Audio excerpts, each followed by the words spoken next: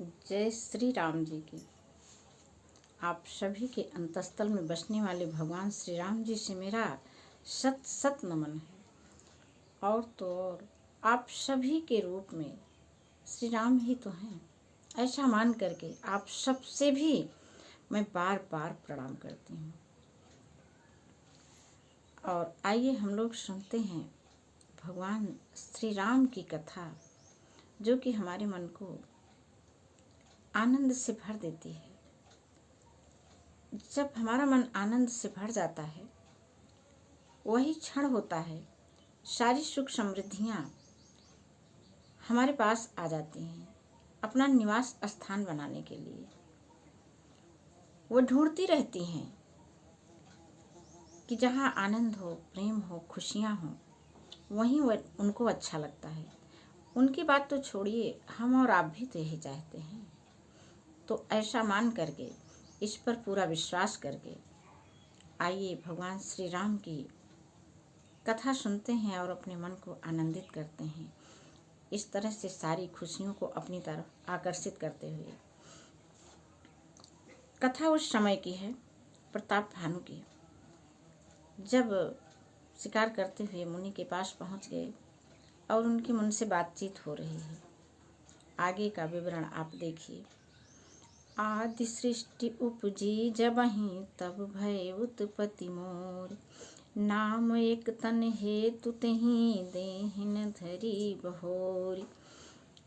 वो जो मुनि था, वो हारा हुआ राजा था, इनके द्वारा हराया हुआ, इसलिए वो इनके साथ बड़ा कपटपूर्ण व्यवहार कर रहा है। तो देखिए, कपटी मुनि ने कहा, जब सबसे पहले सृष्टि उत्पन्न हुई थी, अपने बारे में बता रहा है, जबकि राजा उसको नहीं पहचान रहे हैं। राजा बड़े निर्मल मन से उससे मिल रहे हैं, लेकिन वह राजा को पहचान रहा है, उनके साथ छल कर रहा है। तो देखिए अपने बारे में क्या बता रहा है कि जब यह सृष्टि उत्पन्न हुई, तभी मेरी उत्पत्ति हुई थी।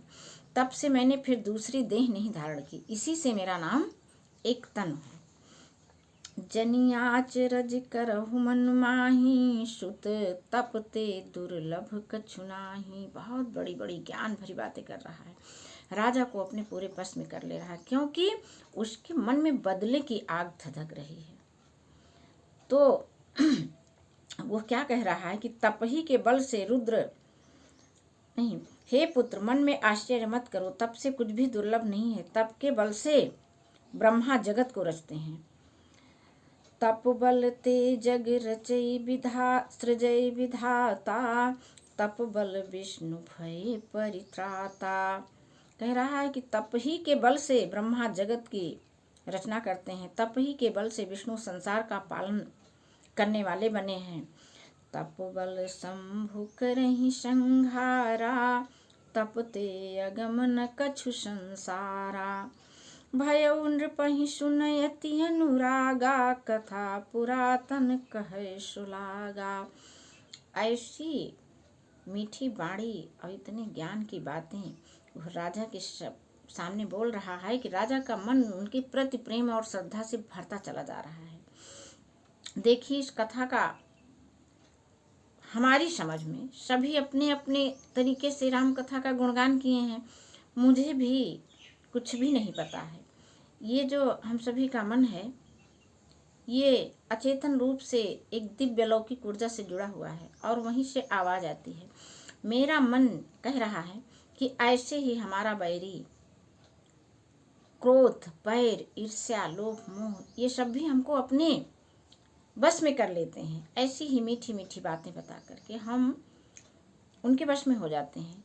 वे तो ज्ञानियों के मन को भी हार लेते हैं, फिर हम साधारण मनुष्य का क्या कहना।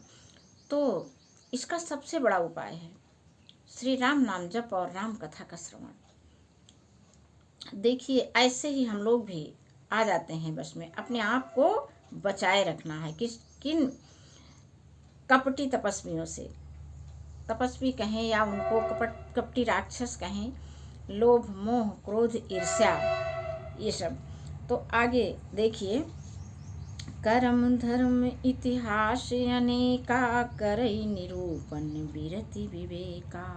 उद्भव पालन प्रलय कहानी, कहेश अमित आचरज बखानी।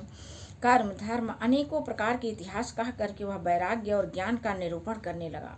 सृष्टि की उत्पत्ति, पालन, स्थिति और संहार की अपार आश्चर्य भरी कथाएं वो राजा को सुनाने लगा, क्योंकि वह भी राजा था, वह भी ज्ञानी था, विद्वान था, लेकिन बदले की भावना आज उसको जो है, अब देखिए कहाँ से कहाँ ले जा रही। वो तो बर्बाद ही हुआ है, एक राजा को भी नष्ट करने का पूरा प्लान बना रहा है। सुनि महीप तापस बस भयऊ, आपन नाम कहने अब लयऊ। अभी तक राजा ने उसको अपना नाम नहीं बताया था, पूरी तरह से उसके वश में हो गए, तो अब राजा अपना नाम बता रहे हैं।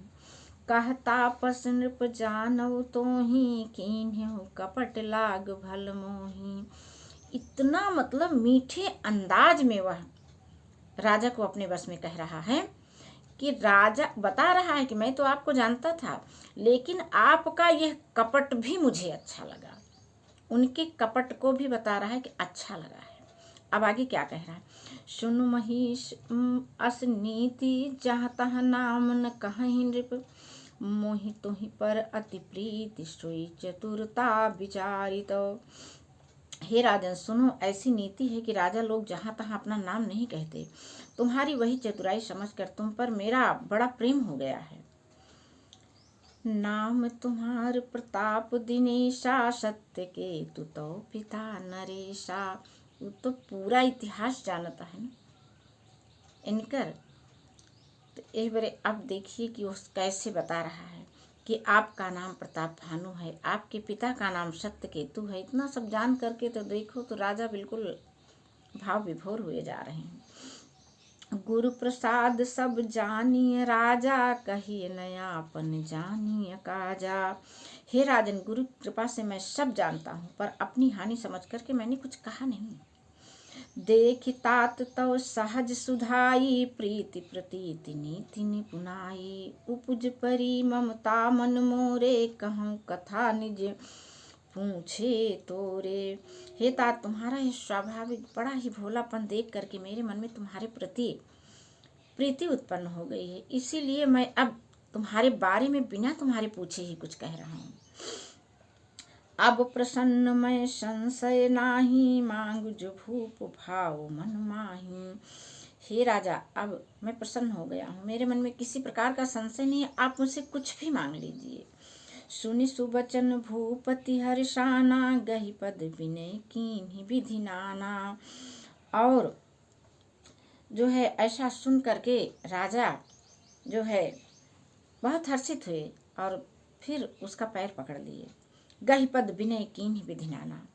देखिए क्या होता है कि इसी जगह पर कहा जाता है कि हमारे कर्म जो है, जो गलत कर्म किए हैं, वो बड़ी दूर तक पीछा करते हैं। राजा चक्रवर्ती होने की इच्छा के कारण अनेक राजाओं को उन्होंने बहुत कष्ट दिया था। वही राजा है ये, कपट वेशधारी बना हुआ है। हम सबको अपने सुख के लिए किसी को कभी भी किसी प्रकार का दुख नहीं देना चाहिए। और इसका ज्ञान हमको कहाँ से प्राप्त होगा? सिर्फ और सिर्फ रामचरितमानस से।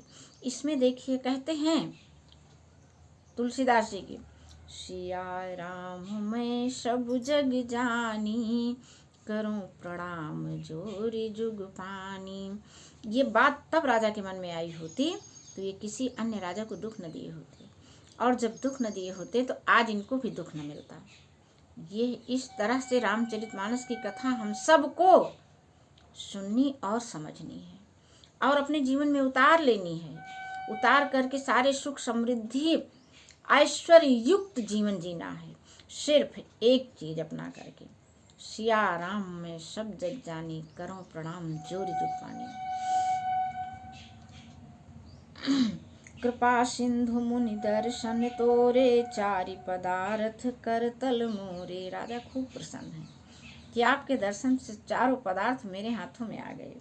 प्रभु तथापि प्रसन्न बिलोकी, मांगी अगंबर हों अशोकी।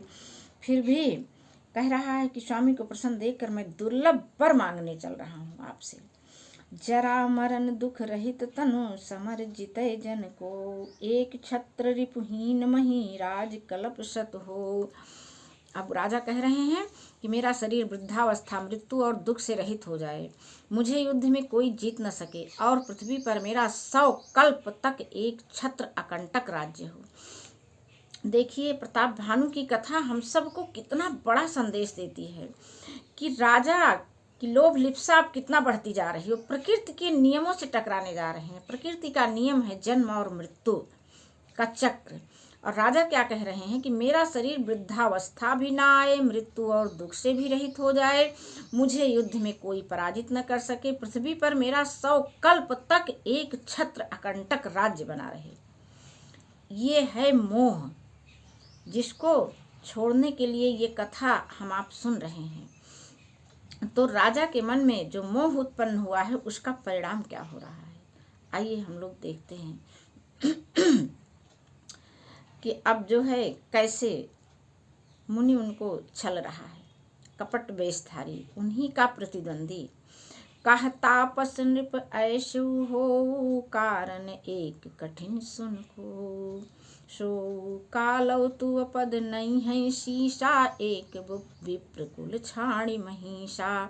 वो तपस्वी कह रहा है, हे राजन ऐसा ही हो, पर एक बात कठिन है, उसे भी सुन लो कि हे पृथ्वी के स्वामी, केवल ब्राह्मण कुल को छोड़कर काल भी तुम्हारे चरणों में सिर नवाएगा। अब उपाय बताने जा रहा है। तप बल विप्र सदा बरियारा, तिन्हके कोप न को रखवारा। कह रहे हैं मुनि, तप के बल से ब्राह्मण सदा बलवान रहते हैं, उनके क्रोध से रक्षा करने वाला कोई नहीं है। तप बल कोई ब्राह्मण, अब यहाँ पर थोड़ा सा मैं कुछ कहना चाहूँगी कि ब्राह्मणों की कोई विशिष्ट जाति नहीं है, जो ही तप करेगा वही ब्राह्मण की श्रेणी में है। निश्चित रूप से इसे घुमाओ फिराओ चाहे जितना, लेकिन वास्तविकता यही है कि वह कोई विशिष्ट जाति नहीं है। जिसने भी तपपूर्ण आचरण किया वही ब्राह्मणत्व की श्रेणी को प्राप्त किया है। इसके बहुत सारे उदाहरण हैं। सबरी है, ये रैदास जी हैं, और भी ऐसे तमाम हैं। तो देखिए आगे, तप जो विप्रन बस करहु नरेशा, तव तू बस विधि विष्णु महेशा। तप के बल से ब्राह्मण सदा बलवान रहते हैं, उनके क्रोध से रक्षा करने वाला कोई नहीं है। हे नरपति, ये तुम ब्राह्मणों को बस में कर लो तो ब्रह्मा विष्णु और महेश भी तुम्हारे अधीन हो जाएंगे। चलन ब्रह्म कुल सन बरियाई, सत्य कहूँ दो भुजा उठाई, विप्र श्राप बिन सुन महिपाला, तोर नाश नहीं कौन हूँ काला।